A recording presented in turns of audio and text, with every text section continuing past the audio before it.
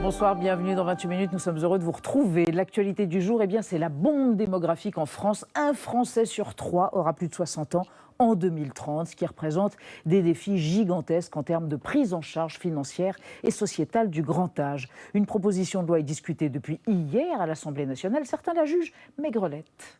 Si on veut un véritable service public du bien vieillir à domicile, il s'agit d'y mettre les moyens, mais simplement qu'on ne vienne pas nous faire un habillage en disant non, regardez la vraie avancée. Non, ce sont des miettes. Bâtir la société du bien vieillir, selon l'expression consacrée. Oui, mais avec quel financement? Qui payera? Les actifs, l'État ou encore les personnes âgées elles-mêmes? On en débattra tout à l'heure, avant de retrouver dans la dernière partie de l'émission deux jeunes hôtes sémillants et trépidants, Marie Bonisseau et Xavier Mauduit. Notre débat sur le grand âge, pas le grand âge des étoiles, mais le grand âge des humains. Alors qu'une loi sur le sujet est en débat depuis hier à l'Assemblée, la stratégie du gouvernement peine à se dessiner alors que les chiffres annoncent un bouleversement démographique. Entre 2030 et 2050, le nombre de personnes de plus de 85 ans va doubler. Qui doit payer la facture pour accompagner, pour héberger, pour soigner, pour aider les vieux, c'est-à-dire nous tous, plus ou moins. Bref, échéance, on en parle après la mise au point de Sandrine Le Calvez.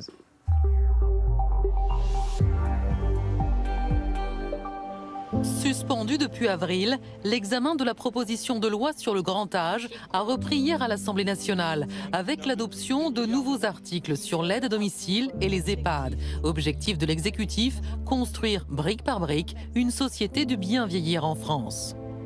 On va poser un certain nombre de briques sociétales, la question de la lutte contre les maltraitances, la question du droit de visite dans les établissements et dans les EHPAD, briques sur la reconnaissance que nous devons aux professionnels du soin, du médico-social. Concrètement, les députés ont notamment adopté des mesures pour lutter contre l'isolement des personnes âgées, pour mieux détecter les cas de maltraitance et pour faciliter le travail des aides à domicile grâce à la création d'une carte professionnelle. Des mesures utiles mais jugées insuffisantes. Après des promesses non tenues du gouvernement, on se demande vraiment à quoi ça va servir.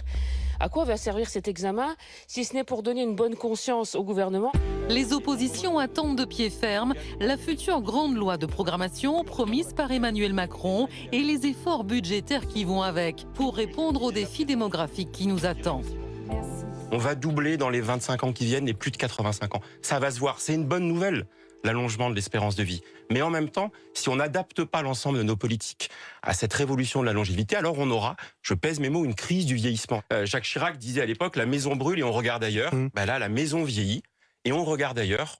Alors la France doit-elle s'adapter d'urgence au vieillissement programmé de sa population? La loi grand âge promise verra-t-elle le jour et avec quels moyens à la clé? Quel prix sommes-nous prêts à payer pour nos aînés? Trois invités archi concernés. Véronique Fournier, bonsoir madame. Vous êtes cofondatrice du Conseil national autoproclamé de la vieillesse. Vous êtes médecin. Votre premier contre-salon des vieilles et des vieux a eu lieu le week-end dernier à Paris. Ça a été un succès, je crois. Énorme. Énorme. Bon, puis-je me permettre de vous demander votre âge? 69 ans. Très bien, madame. Et selon vous, la société n'est pas suffisamment inclusive pour les personnes âgées. Elle nous assiste, nous les vieux, c'est vous qui dites ça, au lieu de nous considérer. À côté de vous, Luc Broussy, bonsoir monsieur, président de France Silver Economy, spécialiste du vieillissement. Selon vous, le vieillissement de la société fait augmenter les dépenses de santé. On ne peut répondre à ce défi que par la solidarité nationale. Et à côté, un gamin, Maxime Sbailly, économiste, directeur des études France à l'Institut Montaigne. Votre ouvrage Le Grand Vieillissement est paru aux éditions de l'Observatoire et vous estimez qu'il y a un gros problème d'équité intergénérationnelle. On fait payer la facture du vieillissement aux jeunes. En gros, c'est ainsi que vous résumez. Il faut mettre les seniors à contribution. Le débat va être saignant, j'en suis sûre. Et on démarre avec un chiffre qui est assez édifiant sur la bombe démographique. Exactement. En 2030, demain, donc, un peu plus de 6 millions de Français auront entre 75 et 84 ans, contre 4 millions en 2020, soit 50% de plus en 10 ans. C'est du jamais vu. Luc Broussy, c'est un Big Bang qui est prévisible, donc on a des statistiques, mais on a l'impression qu'on n'en a pas pris conscience. Vous avez raison, c'est prévisible. Je vais vous donner un scoop. Tous les gens qui auront 85 ans en 2030 sont déjà nés aujourd'hui. Voilà. Et les chiffres que vous donnez là montrent qu'il n'y a pas les vieux. Ce n'est pas une catégorie homogène. C'est 20, 30, 40 ans d'une vie où on peut potentiellement être qualifié de personne âgée. Et donc le chiffre que vous avez montré là, c'est une étude qu'on a fait avec notre think tank Matthias Guez, le commissariat au plan, qui a montré que la décennie dans laquelle nous sommes aujourd'hui, c'est une explosion des 75-84 ans. C'est les baby-boomers, quoi. Absolument. C'est ça, hein, ceux qui sont Mais nés c'est juste même après la les guerre. boomers qui sont nés en 1945, Ouais, c'est ça. qui ont donc 75 ans en 2020. Ouais. Ils auront donc 85 ans en 2030. Et donc l'explosion des 75-84 ans, là en ce moment, va se transformer en explosion des 85 ans et plus à partir de 2030. Ouais. C'est deux défis très différents, hein. Le premier consiste à adapter la société au vieillissement, les logements, les mobilités. Évidemment, le deuxième défi consiste à prendre en charge la perte d'autonomie potentielle. Ouais. Véronique Fournier, vous faites le même constat, on n'a pas pris conscience, on n'a pas pris la mesure de ce que cela allait imposer dans notre société, cette augmentation du nombre de seniors dans notre... Je crois qu'on le sait depuis longtemps, mais c'est vrai que je pense que la société ne s'est pas suffisamment adaptée au vieillissement. Et ce que je pense aussi, c'est que l'allongement de la longévité, même de 75-85 ans, ne veut pas dire inactivité. Hein. On a trop tendance à considérer aujourd'hui que à partir de l'âge de la retraite, on est inactif. Ce n'est pas vrai. Et on peut, en tout cas, faire contribuer les personnes âgées. Elles peuvent rester actives très longtemps. Et deuxièmement, on peut aussi repousser la dépendance. Tout le monde ne sera pas dépendant. Il n'y aura qu'une toute petite partie des personnes très âgées qui seront dépendantes. Et plus on inclura longtemps les gens dans la société, moins il y aura de dépendants. Et plus on pourra repousser l'âge de la grande dépendance. Maxime Sbailly, vous avez une formule choc, j'imagine, c'est pour réveiller les esprits ou fabriquer le débat, susciter le débat. Vous parlez de l'épadisation de la France, à terme. Ce qui est Et sûr, déjà c'est en qu'on cours. Hein. On a une démographie inédite en France. On n'a jamais été dans cette situation-là dans l'histoire de France. Et effectivement, cette vague des baby-boomers, donc qui sont nés après la guerre, 23-25 millions de personnes, qui arrivent massivement à la retraite et qui commencent, comme l'a rappelé Luc Broussy, à arriver à l'âge de 75 ans, qu'on estime de manière un peu arbitraire l'âge de la dépendance. C'est que l'avant-garde, parce que effectivement, cette vague-là, si vous voulez, la pyramide des âges, elle n'est plus du tout pyramidale. Elle l'était dans les années 50-60, et aujourd'hui, en fait, la pyramide des âges se rétrécit par le bas, donc les écoles se vident petit à petit, et les EHPAD se remplissent petit à petit. Et c'est cet effet-là qui, je pense, on n'a pas conscience de ce que ça veut dire en termes sociétaux, en termes économiques, en termes financiers, en termes politiques aussi.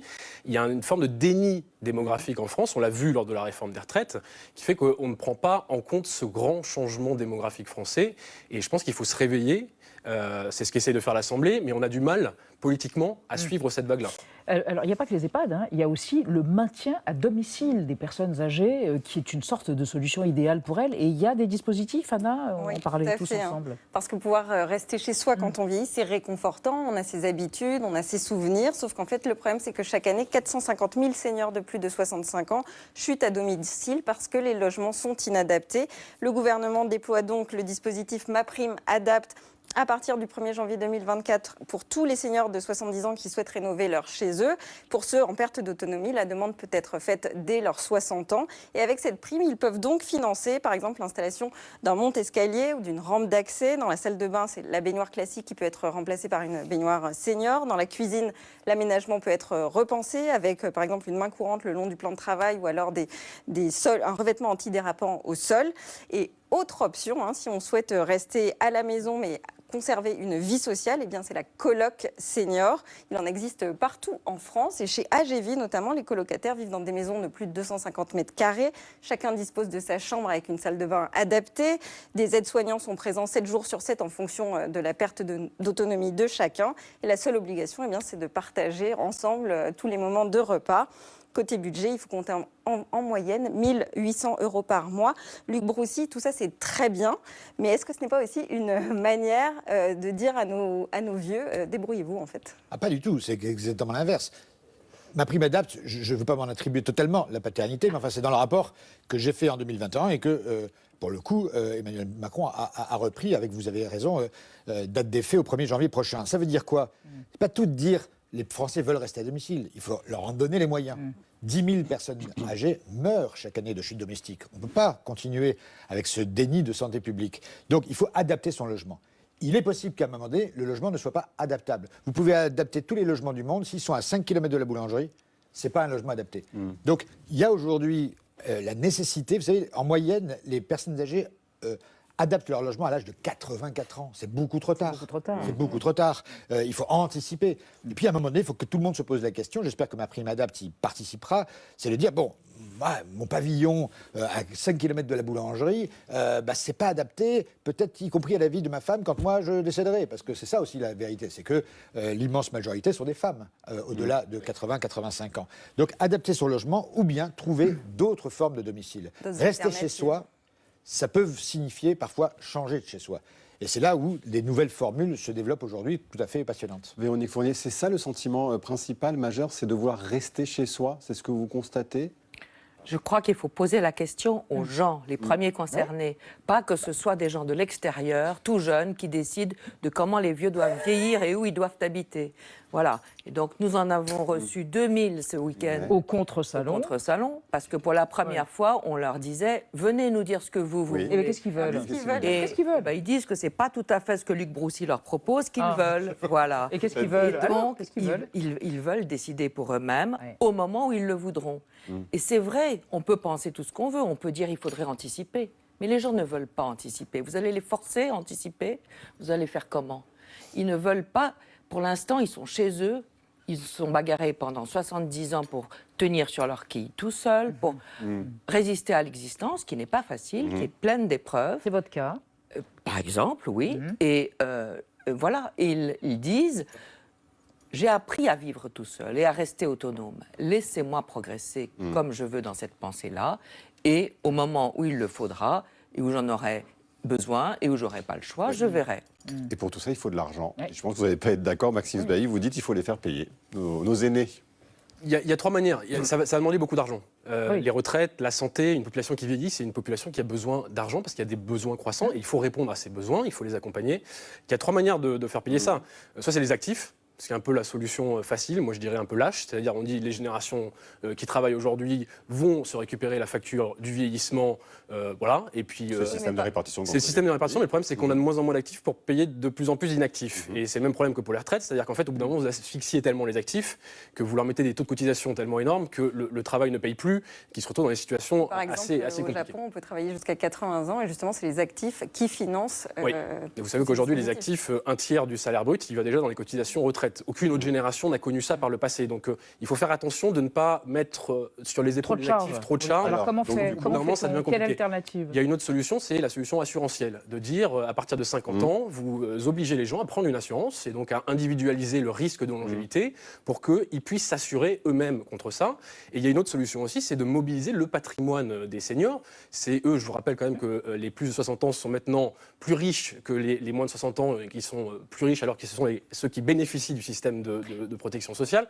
On peut trouver des solutions, la location-transmission, le viager. Il y a des solutions intelligentes qui permettent de liquéfier le patrimoine des seniors pour leur permettre justement de financer leurs nouveaux besoins. Vous le sens de la formule, liquéfier le patrimoine des seniors. Luc Broussy, qu'est-ce que vous pensez de ces... Je suis un peu, mais pas totalement, en désaccord avec Maxime. C'est que il faut un système de solidarité nationale, mais il ne pourra pas peser que sur les seuls actifs. Il a raison de dire que quand vous prenez le taux de pauvreté en France, le plus faible taux de pauvreté, c'est après 65 ans. Il faut arrêter d'être dans l'idée que vieux égale pauvre. C'était le cas il y a 40 ans, c'est plus le cas aujourd'hui. La solution, enfin, il y a des petites retraites fortes. Oui, il y a aussi des petites retraites. Il y a aussi des personnes âgées qui se sont battues pour l'augmentation comme il y a des petits salaires, je veux dire. Bon, mais c'est vrai que le patrimoine immobilier est concentré dans ce pays au-delà de 60, ce qui est tout à fait légitime. Hein. Bon.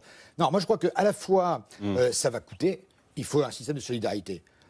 Il faut faire en sorte, à partir de maintenant, puisqu'on peut anticiper, que ça coûte le moins possible demain. Politique de prévention.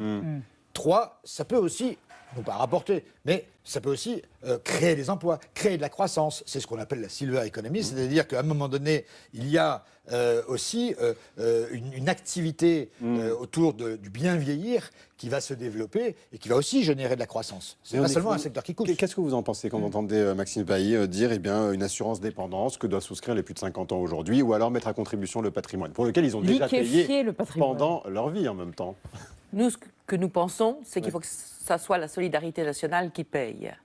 Parce que justement, il y a des grandes inégalités quand même parmi les vieux, même si effectivement, les vieux ne sont pas la génération la plus appelée. Un impôt particulier? Mais ce que nous pensons aussi, c'est que oui, peut-être qu'il faut savoir discuter et que les vieux payent plus quelque chose, puisque finalement, les riches qui deviennent vieux ont plus de chances de devenir très vieux que les pauvres qui deviennent vieux. Oui.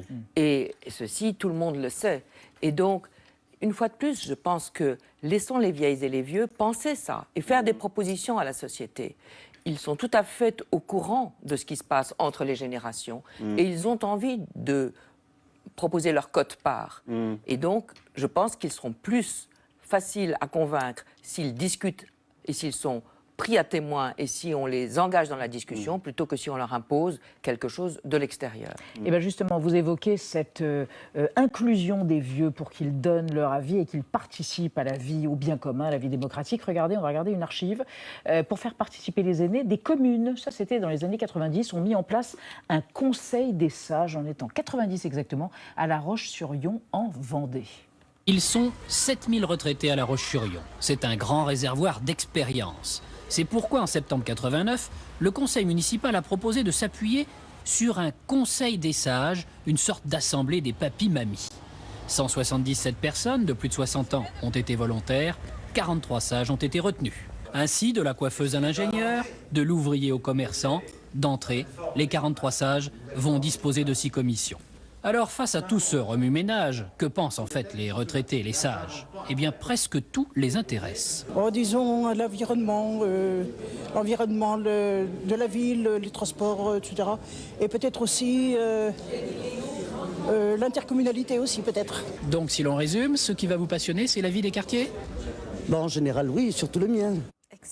Il y a le conseil des enfants, on ne connaissait pas le conseil des sages. Qu'est-ce que vous en pensez, Luc Broussy? Moi, je suis contre, mais je suis contre pour une raison simple. Pour quelle raison? C'est qu'il y a des conseils des enfants parce que ce ne sont pas des citoyens. Oui. Les personnes âgées sont des citoyens. Moi, j'ai été élu local, j'ai été élu municipal, maire adjoint. Dans notre équipe, il y avait tout âge.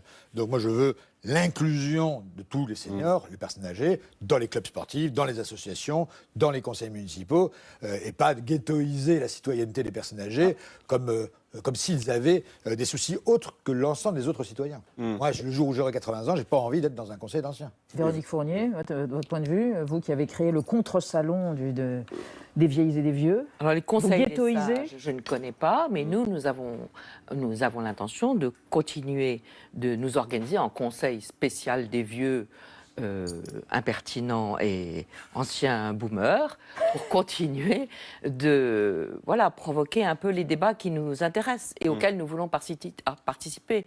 Nous ne voulons pas être un vieux alibi dans un conseil général ou dans une municipalité. Nous voulons compter plus que cela dans la construction de la société de demain. Et ce qui est important aussi dans la prise en charge de la vieillesse, c'est trouver du personnel soignant. Et c'est une grande difficulté, c'est un obstacle récurrent. Écoutez, Vincent Telly, il est directeur des politiques publiques de l'UNA, il est en première ligne sur ce sujet. La branche de l'aide à domicile a ouvert 40 000 postes, 25 000 sont restés vacants. On a plus qu'un déficit, c'est un gouffre de l'attractivité dans les services à domicile. On l'explique parce qu'on a des salaires qui ne suivent pas. C'est majoritairement, et nous le regrettons, un emploi à temps partiel, ce qui fait que ces salaires, même revalorisés, ils sont quand même des salaires à temps partiel, et donc restent en dessous du SMIC mensuel. Maxime Bailly, là on se voit qu'il faut de l'argent pour tout ça. On se dit, à la limite, pourquoi il ne faut pas nationaliser le secteur du grand âge? Ça coûtera très cher, mais en même temps, est-ce que ce n'est pas de la responsabilité collective d'organiser tout cela, de recruter, d'augmenter les salaires et de payer sur les deniers de l'État? Mais je ne sais pas si c'est en nationalisant qu'on va solutionner le problème. Enfin, ce n'est pas une solution miracle. Vous auriez la main sur les salaires? Oui, mais le problème, c'est pas que les salaires, c'est qu'en fait, on n'a pas assez de personnel. C'est-à-dire même dans certains secteurs comme ça. D'ailleurs, c'est pas que sur les aidants. On le voit dans beaucoup de pénuries, dans beaucoup de filières en France aujourd'hui. Ça aussi, c'est démographique. C'est le fait qu'on ait une population active qui, je le rappelle, va commencer à baisser dans les années 2030, 2036, parce que justement, on a de plus en plus de retraités et de moins en moins d'actifs pour financer, mais aussi pour travailler dans l'économie. Donc, c'est pas en nationalisant qu'on va régler le problème. Il y a des acteurs privés qui s'en occupent aussi très bien, plus ou moins. Sous mandat, plus ou moins. Rappelons, il faut bien sûr faire attention, il y a des contrats, il y a des conventions qui faut respecter. Le scandale Orpea. Mais je pense, et d'ailleurs on a le même problème sur les crèches au passage. Oui, c'est vrai que c'est un sujet sur les aides maternelles. Moi je suis un jeune papa, je peux vous dire que sur les crèches c'est et il y a eu des livres récemment qui l'ont montré. Et il y a des scandales sur les crèches. D'ailleurs je mais il y a eu le scandale. Il y a eu une enquête et une publication récente. Oui, il y a quand même le scandale Orpea, Luc Broussy, qui a montré les limites de la gestion privée tout de même, et qui a été un traumatisme. Oui, qui a été un traumatisme, mais quand vous prenez les professionnels des EHPAD, ils n'estiment pas que ce qui a été montré là est spécifique à Orpea. 50% des EHPAD sont publics en France aujourd'hui. Donc si c'était les méchants d'un côté, les gentils de l'autre, ça se saurait. Donc c'est vraiment pas la nature juridique qui est comment dire, au cœur de la qualité de prestation d'un établissement. Ça vraiment, je veux dire, sur le terrain, tout le monde le constate.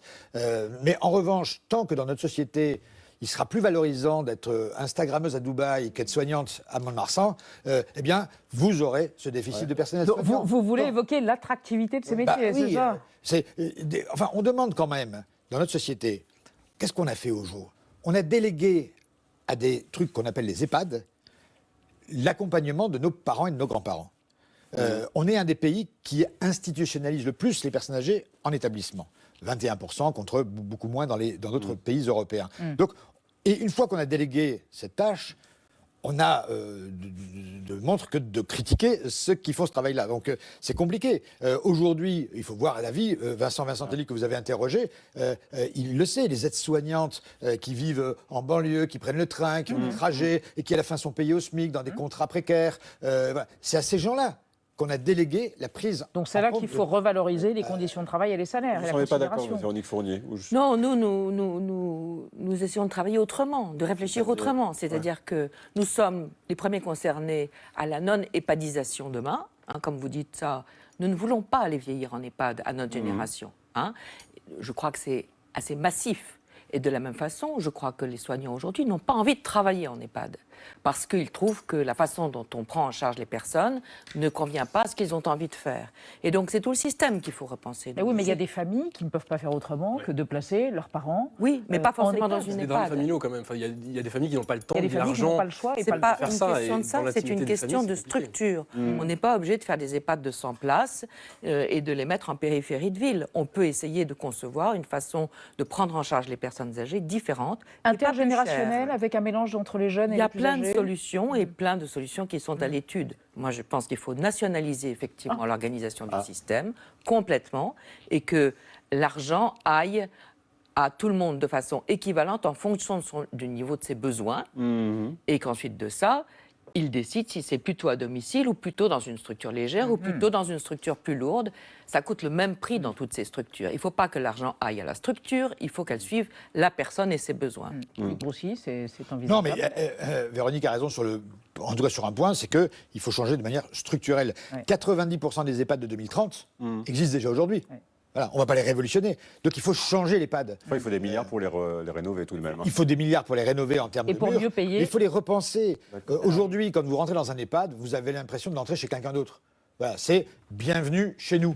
Moi, ce que je voudrais, c'est que ce soit bienvenu chez vous. Vous voyez, que la logique institutionnelle change, que les familles, que les résidents soient beaucoup plus impliqués dans la gestion de l'établissement. Il faut changer l'EHPAD, mais l'EHPAD, lui, sera toujours, qu'il s'appelle comme ça ou autrement, indispensable. Et nous pensons qu'il ne faut plus d'EHPAD. Très bien. Et bien voilà, vous aurez le mot de la fin. Vous avez tout fait pour l'avoir et vous l'avez. Merci à tous les trois d'être venus débattre autour de la question du jour, le prix que nous sommes prêts à payer pour le bien-être de nos vieux. Et voilà, nous serons tous vieux un jour ou l'autre.